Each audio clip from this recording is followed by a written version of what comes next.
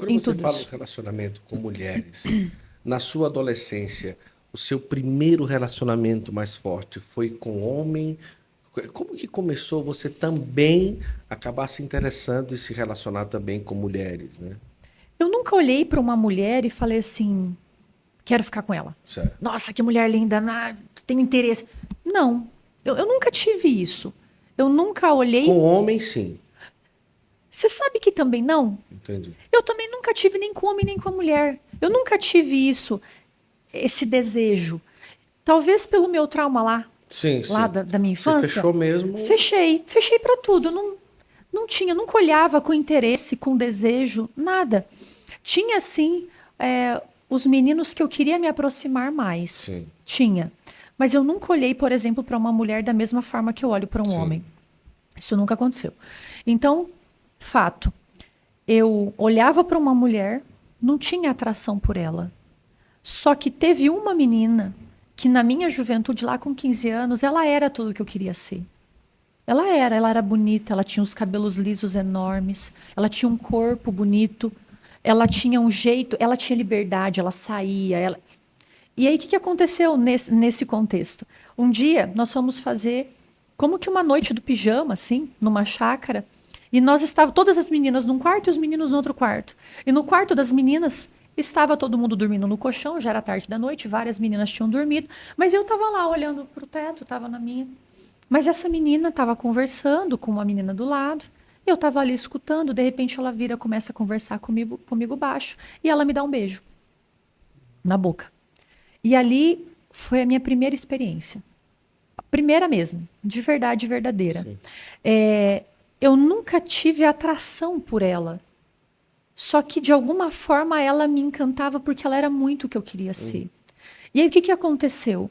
Essa menina começou a me apresentar um mundo que era esse das festas, das baladas, e eu descobri com ela o que chamava a atenção dos homens.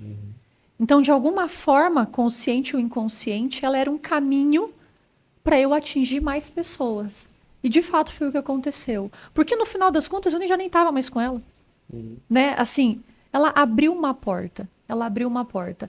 Depois dela vieram outras pessoas, outros homens, outras mulheres. Na época, eu me intitulava como bissexual. Então eu me entendia assim, eu achava que eu era assim. E eu vivia dessa forma.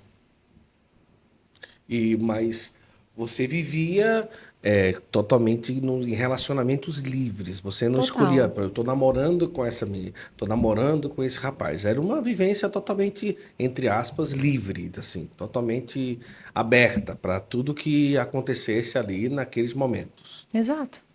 Eu achava que isso era liberdade. Sim. Na minha cabeça eu tinha certeza que essa é a liberdade.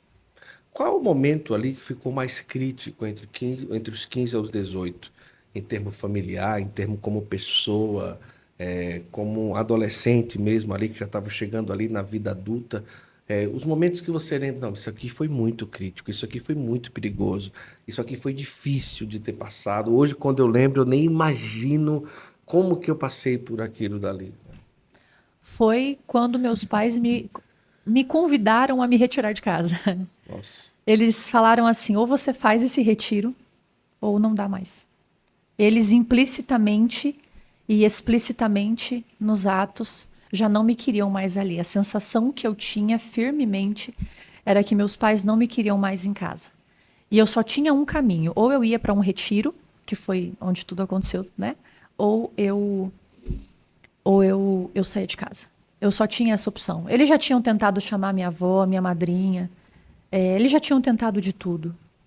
Eu lembro da tentativa deles em me salvar, sabe? Eu lembro do esforço deles rezando, eu lembro o quanto eles discutiam por minha causa, eu lembro a vergonha que os meus irmãos sentiam de mim, eu lembro de tudo isso, né? Eu me recordo tudo que eu causei na minha casa, né? E o ponto mais crítico foi lá nos meus 18, quando de fato eu percebi que ali não dá mais. E eu estava preparada para sair de casa. Eu já estava preparada para sair de casa. E viver do jeito que eu queria viver.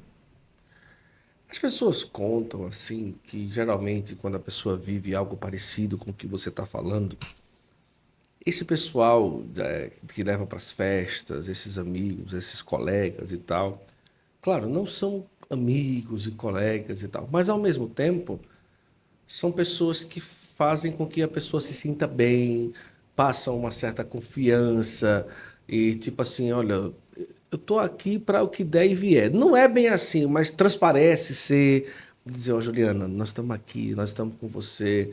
E o pai briga, a mãe briga, não, mas vem cá, toma essa aqui, vamos lá, vamos esquecer isso daqui, vamos viver a vida. É meio assim, realmente a realidade, ou melhor, realmente a situação de quando a pessoa está ali vivendo tudo isso, aquele grupinho ele passa realmente uma certa segurança de que você está com os super-heróis da Marvel ali e pronto, e mamãe, papai, irmão, titia, vovó, quem são eles, né, assim, na minha vida, diante de tantas situações que aqui eu posso viver? É meio assim, né, como as pessoas falam? É meio assim. É meio assim. Não vou nem dizer que é meio, é tudo assim. É exatamente isso. Na nossa juventude, a gente tira um pouco o foco dos nossos pais. Né? Ali, até os 7 anos, 8 anos, referência total pai e mãe. Vai chegando na fase ali da juventude, da pré-adolescência, da adolescência, a nossa referência ela muda de lugar. E ela vai para o meio social. Então, as minhas referências eram eles. E ali, lembra, eu me sentia livre, e ali eu me sentia acolhida, do jeito que eu pensava que eu era. Né? Eu lembro de quando meus pais descobriram tudo isso, né? Porque chegou num ponto em que eles Sim. descobriram tudo isso, e eu falava assim: vocês têm que me aceitar. Vocês têm que me aceitar. E a bem da verdade, meus pais me aceitavam como eu sempre fui, como eu era. Só que eu estava vivendo um espantalho de mim mesma.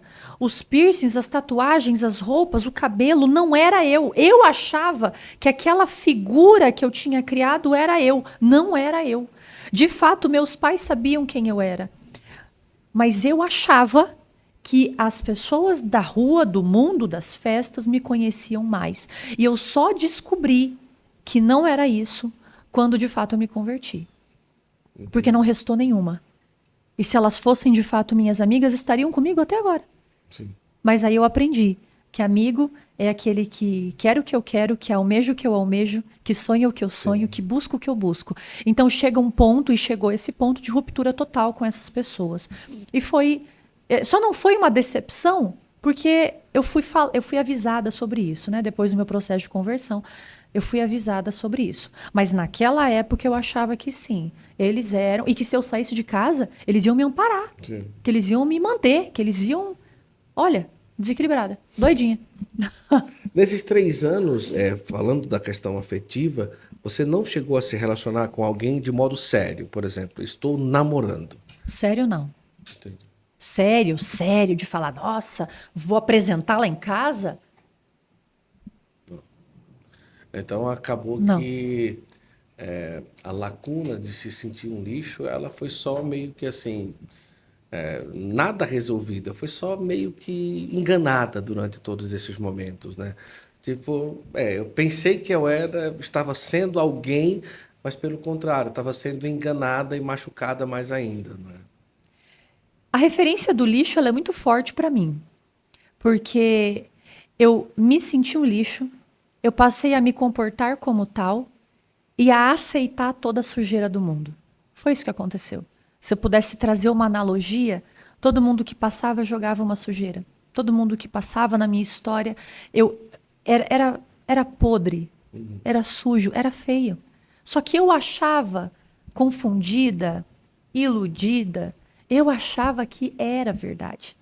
Eu tinha certeza que era verdade. E dos meus 17 para os meus 18 anos, é que a ficha começou a cair quando eu chorava sozinha no quarto. Depois que eu fazia, acontecia. Depois que eu dançava, bebia até cair. Depois que eu dançava, depois que eu festava, depois que eu... A hora que eu chegava em casa, a sensação era do lixo. De verdade, era a sensação de reclinar a cabeça no travesseiro, de recostar a cabeça no travesseiro e falar o que eu estou fazendo. Tinha uma voz. Sim. Existe essa voz. E ela me incomodava quando eu colocava a cabeça no travesseiro. Essa voz ficava ali, me dizendo o que eu estou fazendo.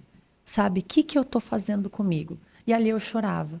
Então, dos 17 aos 18, eu também queria fugir disso, de alguma forma queria me anestesiar.